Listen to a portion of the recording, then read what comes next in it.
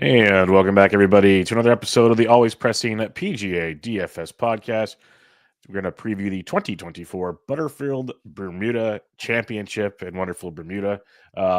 Great field is what I'll say on this one, as these swing seasons are winding down with the RSM coming up, and then it's the Hero and a break is what it comes down to. So, yeah, not the best of fields, winding things out here, but we'll get you covered on their Butterfield Bermuda. You can find me on Twitter at BDentric, the podcast at Always Press DFS, and my co-host, as always, on Twitter at DFS Golf Guys. Jesse, how are we doing, my friend? I'm pretty good. How are you? Doing well.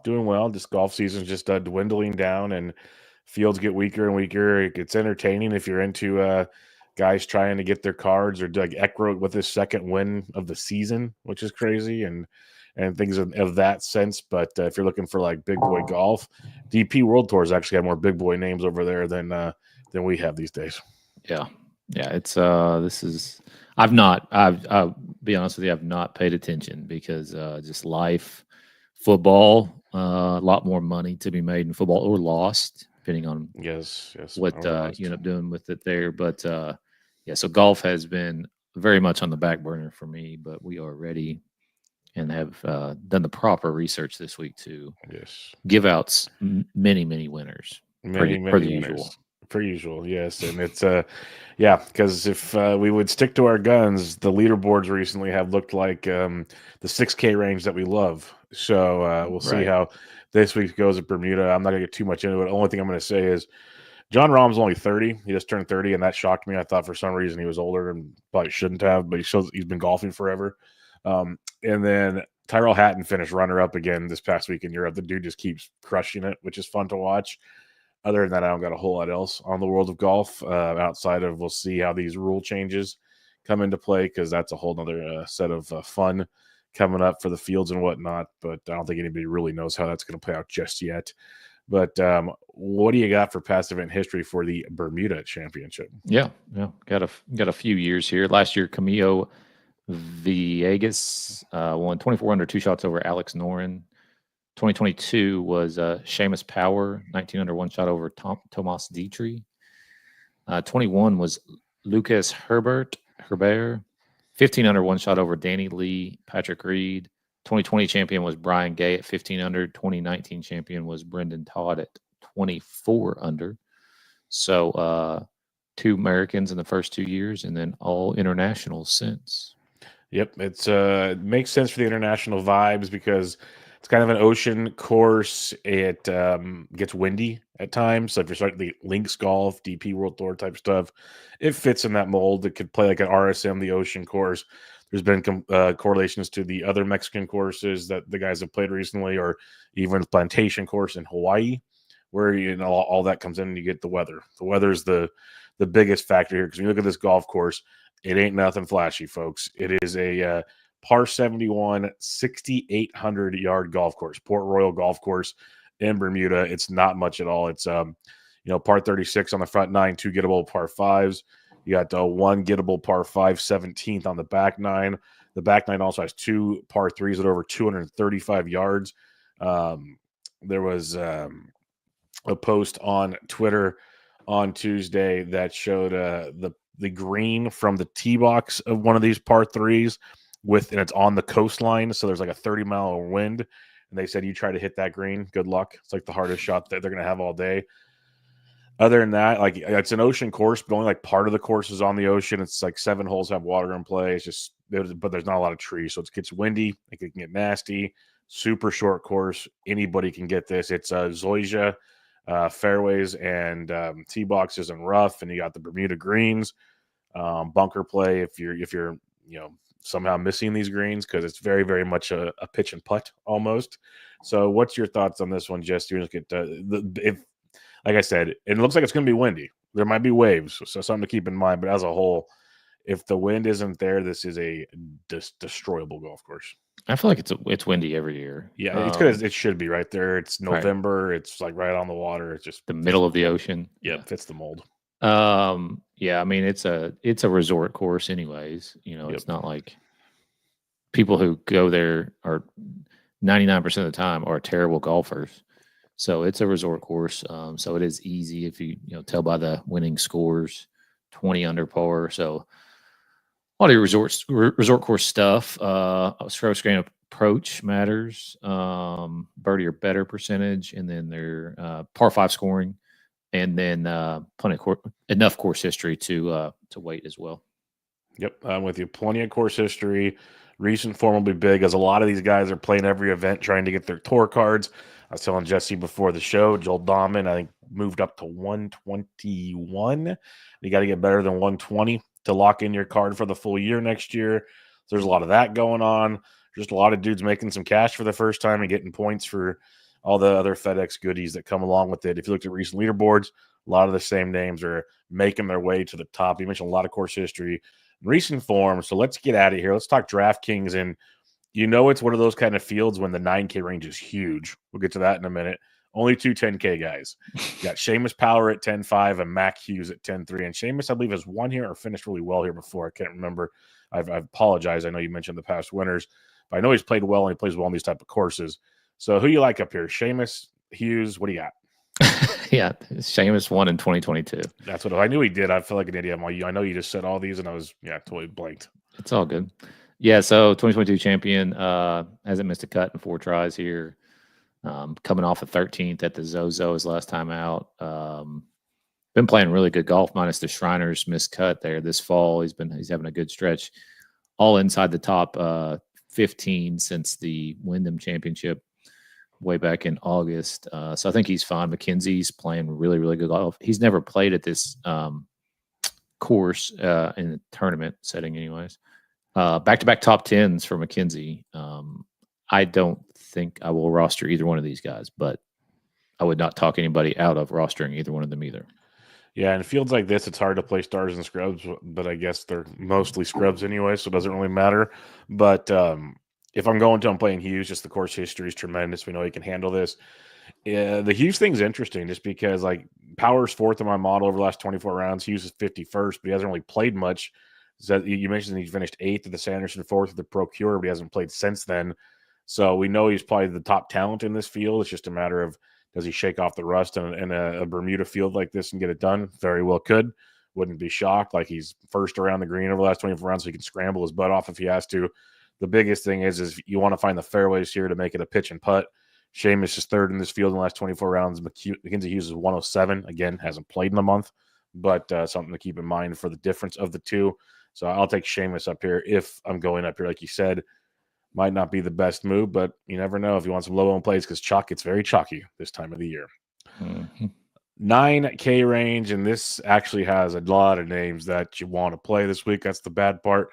Matt McNeely, $9,900. Ben Griffin, 97. Dougie Gim, 96. P-Raj, 95 course history guy here.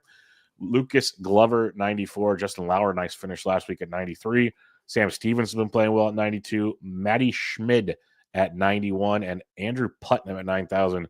I honestly, Jesse, can make a case for all of these guys. There's one guy I didn't start in his whole range, and I could still see a reason to play him. So who do you like here? Yeah, I mean, I agree. This is why you really probably there won't be that many people going above 10K, because this is a loaded field or loaded range for this field. Ben Griffin at 97, 2 out of 2 made cuts here, finished 3rd in 22, coming off back-to-back top 25s, back-to-back made cuts, playing pretty solidly this fall. Doug Gim at 9,600. The course history is not great. Miscut, 14th miscut. However, he has played very well this fall. His worst finish was 33rd over a month ago in the Sanderson's Farms. He's been playing every event basically in the fall swing here, and has had some second place finish at the Shriners, 20th last week, so pretty solid.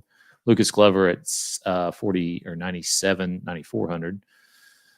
2 out of 2 made cuts. His best finish here is 45th. It's not great, but he is playing really solid golf right now. 24th, 3rd, 13th in his last 4 starts. Schmid was really hot going into last week. I played him on the one team that I had, and he missed the cut. And so take that for what it's worth. Before that, 2 straight top 5s, 3rd and 5th, 16th at the Sandersons the week before that. So really solid 3-week stretch going into the Mexico Championship there, and then obviously misses the cut. Finished 3rd here last year, 61st the year before that. I love Putnam. 21st here in 2020. And then 27th in his last start at the Zozo, 16th before that, 25th, 44th. Hasn't missed a cut this fall swing out of 4 events. Playing pretty solid golf. So I think he, at 9,000 at that price, I like him quite a bit. Yep, Putnam is a solid, but I got Schmid's first in my model, so I'm with you on that one. You're missing the recent form, not minus the cut, but he's 8th off the tee in this field, 3rd birdie or betters, which is what we obviously want. And we see the scores you mentioned, 12th in fairways gain, which allow for it, 7th in par 5. You got to crush these 3 par 5s. So yeah, he checks every box there. Sam Stevens, 15th in the field. He's 1st in birdie or better in this field. And if you want to do the longer par 3s, he's 12th in the field, so that could be an advantage to try to score on those where most people will not. I got Lowry's 20th in the field. Lucas Glover's 8th in the field.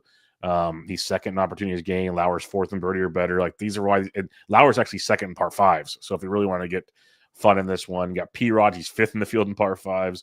Dougie Gim's 6th in the model. He's 4th in opportunity. Like, these guys are all legit. Love Matt McNeely, though. Like, because you talk about these slower Zoysia greens. We saw how he was putting last week. I think he is a big boy play here because you want to get the hot putter, and he can. I also like Ben Griffin. He's just been awesome pretty much all year. We've been playing a lot of Ben Griffin, and he's been backing it up in these fields. But I'll be honest, what I would love to do is if you can find a good source for ownership percentage, whatever you choose, if it's Fantasy National, if it's somewhere else, it's Fantasy Labs like Jesse uses, anywhere else, this is a great range to literally just avoid the chalk because these are all really good players. I could see them all going near the top. I think Schmidt, like he's first in my model, should be the favored man in this range. But like I said, when I introduced this section, I could hear arguments for all of them, and I would not say no, essentially. So I think this will be a big range to kind of fade some chalk and see where it goes. I imagine P-Rod kind of gets the odd straw on this one just because it's Rogers, but his course history is great. He is the most volatile probably in this range, so I get it. Good week to sprinkle in pieces here. And if you do play chalk, you know the rules, just avoid chalk elsewhere. But this is a great range to mix and match if you really want to. 8K, you got Daniel Berger's up to 89, Novak 88, Johnny V 87, Nicholas Echeverria 86, Brendan Todd 85, Mark Hubbard 84, Nick Taylor 83, Joe Highsmith 82, Kevin Yu 81, and Jacob Bridgman 8,000. Another really strong range actually for this field. Yeah, and I only got 3 guys checked off. Daniel Berger at 8,900. Never played here, but has made his last 4 cuts on tour, trending in the right direction for a guy who we know has very high upside whenever he gets his game back. 7th place at the Sandersons about a month ago. 20th his last time out, Worldwide Technology. So I like him quite a bit this week. And then Joe Highsmith at 8,200. He finished 5th last week, 16th the week before that, 6th the week before that. So 3 straight top 16s for Joe Highsmith. Who this guy is, I couldn't pick him out of a lineup. However, great fall golf, man. He's been playing really, really well. He's never played here, but I think he is definitely playable at 8,200. Kevin Yu at 8,100, 30th here last year, 16th last week or 2 weeks ago, the Zozo. Missed the cut at the Sandersons, missed the cut the Shriners, won the Sanderson, missed the cut the Wyndham. But yeah, I think he's definitely playable at 8,100 down there, and that's all that I have. Yeah, I'm with you on Berger, 89. Like you mentioned, never played here before, but like you also mentioned, like we're starting to see glimpses of Berger, 20th, 39th, 35th, 7th of his last 4 events. Like he's legit. When he was healthy, he was probably better than anybody else in this field right now. So, for sure. Yeah. So it's like one of those, and we've been saying it even before the playoffs, like keep taking cheap Berger because eventually it's going to start clicking. And it's going to be, there's a reason he's playing every fall event. Like Berger doesn't play every fall event. Right.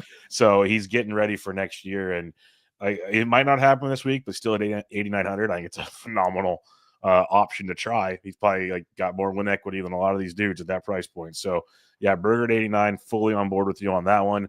Novak at 88 is interesting. He's 9th in my model. Good in the short par 4s. Again, shorter golf course here. Good on the longer par 3s as well. Kind of middle of the pack elsewhere. So you can pick your poison there if you want. I don't have Johnny Vegas checked off. I'm just going to throw it out there. This guy somehow shows up at these kind of resorty, oceany type courses. So keep that in the back of your mind. if you're feeling frisky. Echeverria, I checked off. He's 47th in my model, but the way he's been playing of late, really hard to ignore how good Echeverria's been. 6th last week, first week before, miscut 11th. So 3 out of 4 tournaments, like just playing great golf. And then he's played twice here, not great, a 76 and a 23rd. Obviously, a much different golfer right now. Look at Nicholas Echeverria. And then I had Mark Hubbard. He's 17th in my model, 8th in fairways gained, 8th on the par 4s we're looking at here.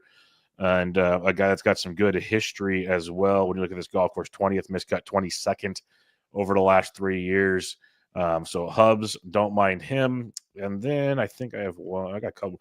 Joe Highsmith, 10th in my model. Love everything about him. Second birdie or better. You hit on a lot of this stuff. Dude's been lights out good. He's 11th in par 5 scoring, 10th in good drives. He's setting himself up for success. Kevin Yu had him as well, 19th in my model. He's 3rd on the longer par 3s, which can be very, very big. And then Jacob Bridgman, I'll keep playing him as well. He's 31st in my model, but 7th in birdie or better. Or no, wait, yeah, 7th in birdie or better, 19th in the short par 4s. And if you look at his recent results, 14th last week, 29th at Shriners, 46th at Black Desert, 11th at the Sanderson. He's shown ability to go low, first time playing here, but don't mind Bridgman as well. As we're getting a lot of these Korn Ferry guys coming up here, getting their chances to go low. And they go low on the Korn Ferry. It's the perfect course for them to keep things going. So Joe Highsmith is out, apparently. That sucks. All right. Because I loved him, but I'm probably not alone. The dude's been playing so good. He should be like more than 82 in this field. This is this is on DraftKings. It was posted yesterday at 12:40. And he's both out. Of our systems don't have him marked out. That's good. That's good. That's odd that neither one of them have taken him out. But like golf, I'm looking at different things. It's saying not 100% correct, but Highsmith no longer showing in the field. There's really no official announcement anywhere though. Even PGA Tour hasn't said it? No, I've literally searched in the Twitter, and usually it's pretty good about. Oh, here we go. Taylor Montgomery out, Will McGirt in, Highsmith out, Rusty Knox taking his spot, folks. Yeah, it's official from PGA Tour comms yesterday. I don't reading. Yeah, know why.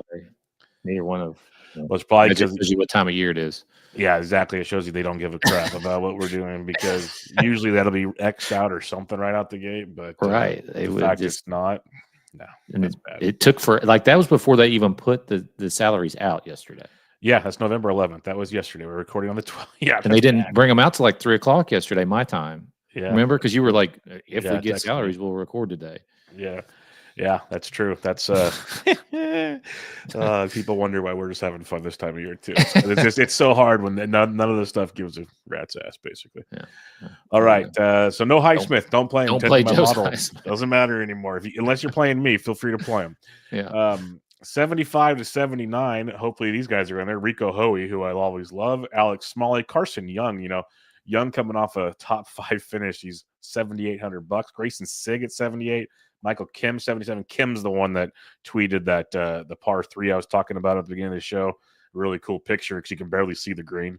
Because a lot of the tee box, I forgot to mention that, a lot of them are like blind shots. So course knowledge does help, or at least through the practice rounds to learn the course. Vince Whaley, 77. Nick Hardy, 76. Henrik Norlander, 76. Ben Cole, 76. Wes Bryan, 75.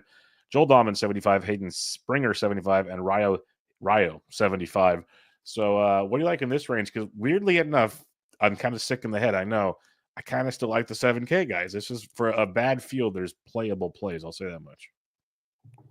Yeah. Start with 7,900 Alex Smalley. 3 out of 3 make cuts here. 30th, 11th, 12th in his last 3 starts at this event. 4 straight make cuts for him on tour. Rico, right below him. Never played here, but has not missed a cut since the U.S. Open all the way back in June. So that's a lot of make cuts in a row for a guy at this price, especially. Been playing all these fall events. 3rd is his best finish this fall, but just making cut after cut after cut. Grayson Sigg at 7,800, 2 out of 2 made cuts, 11th, 22nd in his 2 appearances here. And coming off 23rd last week, or 3 weeks ago, Shriners. And then Black Desert, he was 11th. So I like Sigg quite a bit. Nick Hardy at 76, 2 out of 3 made cuts, made his last 2, 45th and 23rd. coming off a 30th place finish last week. Ben Coles, I like him quite a bit too. 39th his last time here, but I mean the form not necessarily great coming in, but 56th miscut, 46th, 16th in his last 4 starts. So not ideal by any means, but I do like Ben quite a bit. And then Wes Bryan at 7,500, 37th last year at this event, made the cut and finished 6th last week, has been playing fall swing events all year almost. He's made 4 in a row, which is very, very solid. And he's getting to tee up with his brother for the first time ever in an official event. We're going to tout George too. Oh, yeah. George. One more. Rio at 7,500. Very playable. It's a fun range, weirdly enough. Yeah, Rico Hoey, love him. 2nd in my model. 5th in birdie or better over the last 24 rounds. 14th fairways gained. 7th in the par 3s. 16th in the par 4s. And 15th in the par 5s. Literally, he's basically 25th or better in almost every key category I'm looking at outside of putting and around the green. Like, the dude has been pretty good. You mentioned Smalley, 12th on my model. I love Smalley. Honestly, in a field like this, I thought Smalley would be a little higher priced, but I'll take the 79. Carson Young for Birdie Fest. It's boom or bust. We saw the boom last week. We've seen plenty of busts, but 13th in my model, 9th in birdie or better, 15th in the fairways gained. So I'm with you there. Grayson Sigg, you mentioned like the course history and the form. Love him at 78. Vince Whaley at 77. His recent form's been pretty great. You mentioned Wes Bryant. He's 37th in my model. Yeah, when I think short courses, guys like Brian really stand out to me. So, fan of that. Joel Dahmen, I don't hate. I know he's been very polarizing. Might not have the ability to win a golf tournament. Finished 14th last week. He's fighting for that top 120 to keep his card. If you look at recent events for Dahmen, 14th, 41st, withdrew, 40th, cut, 50th. Like, who knows exactly what you're going to get with Joel Dahmen, but it's also a guy that at $7,500. Where did he go? He has never played here before, so he's definitely fighting for his card. So keep him in mind. But remember, his only career win came in an alt event. I believe it was it Corrales or something like that. So keep that in mind with Joel Dahmen. He can play at these coastal courses as well.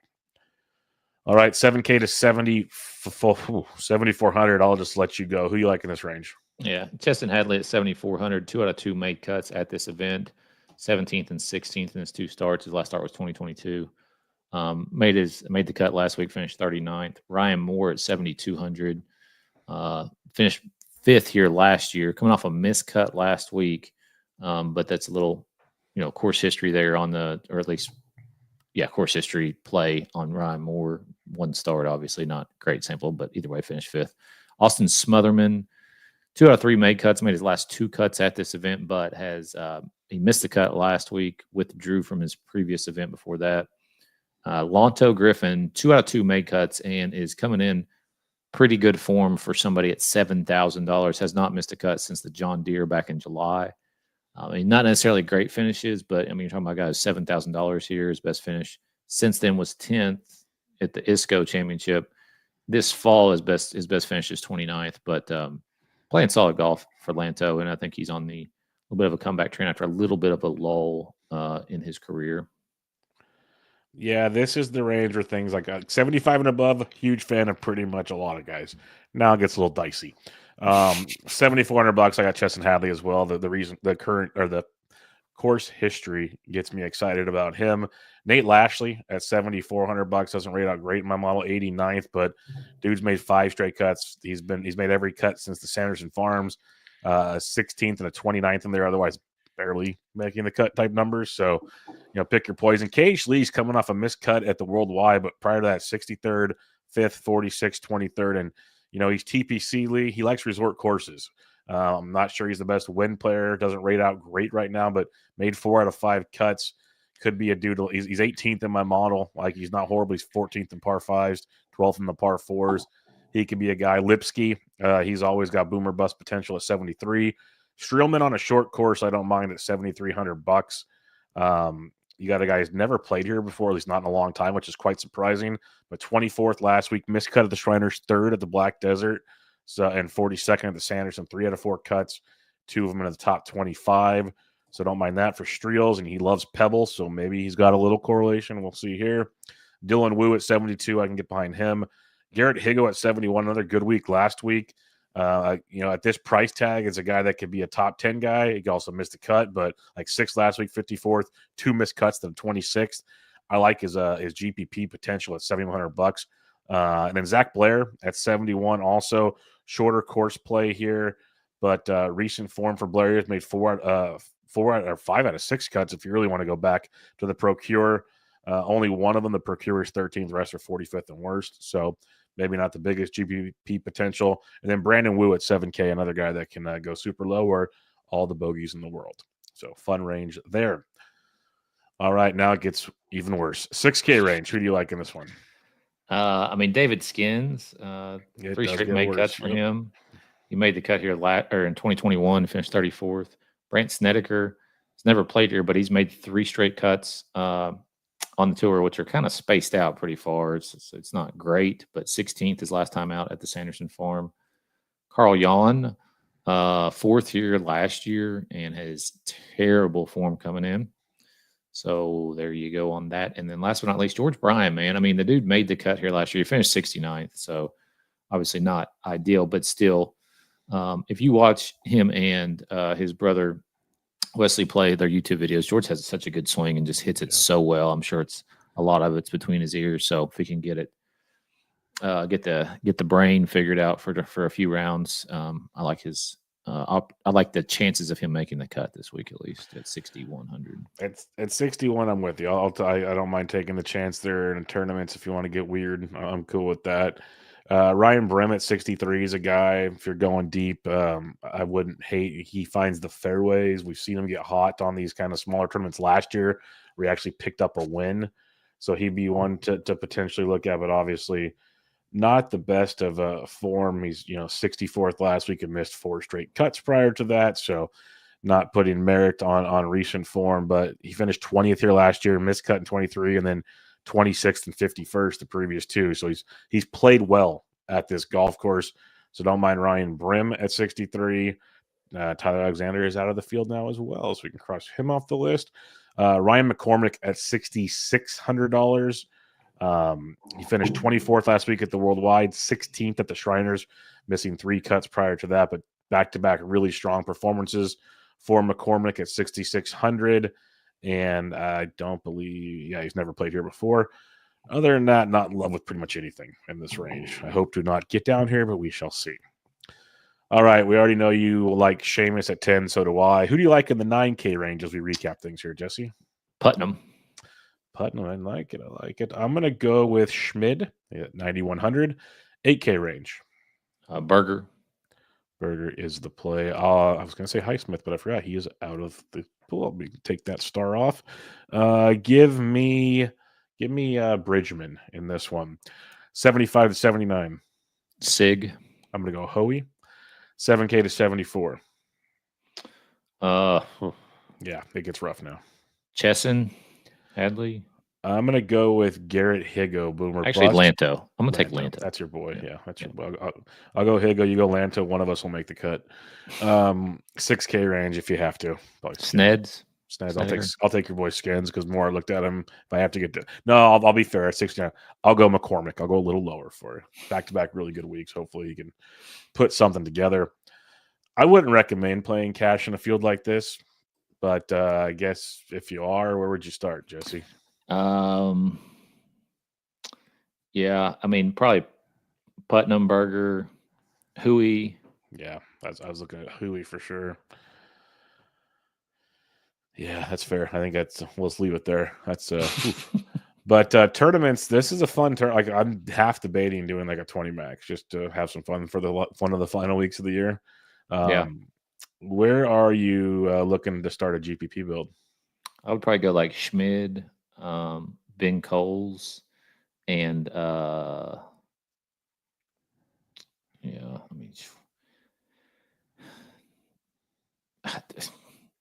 Smalley. That's fair. I go Berger, Hoey, and Sig, and you can go as high or low around that as you want. But there's a lot of build. Like these are the kind of tournaments that you could leave like money on the table and walk away and see how things go. All right, now where the fun really begins is finding value in this field, Jesse. You like anybody to win this thing? Because you could get some good numbers, probably. Yeah, but I mean, it is what it is with odds anymore. I mean, against Seamus Power, Mackenzie Hughes are the favorites. They're 16-1, and they should be 25-1. Yeah. But with that being said, Putnam at 30, clicked on his name. Grayson Sigg at 40. I like that Sig number a lot. And then, man, it's really, really tough. I'm not nearly plugged in as much as I should be on these odds to tell you, good. It's all good. That this is. I'm going to bet those two though. I'm betting them right now. So, like, I'm looking at top 20s. Hoey like at $1 million on each. There you go. Hoey at plus 140, Sig at plus 150 for top 20s. I like those. If you want deeper than you want plus 200 or deeper. I honestly, weirdly enough, do not mind Streels at plus 230. Just something about him in these fields is interesting. Hago's plus 260 if you want to get real weird to top 20. Your boy Grit Lantos plus 280 to top 20.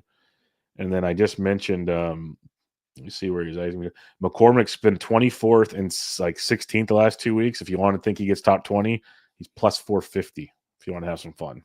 So, like, that's cheap.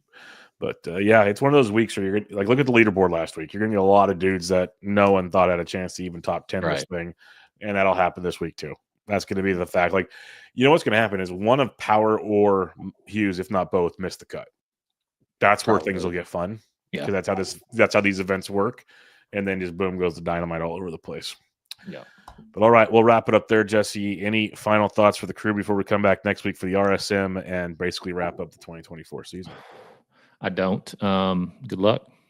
Yeah, good luck, everybody. I like the RSM, except for the 2-course part. But hopefully, you guys enjoy this week. We did not have Shot Tracker in Mexico, but we did have it when they went over to Japan.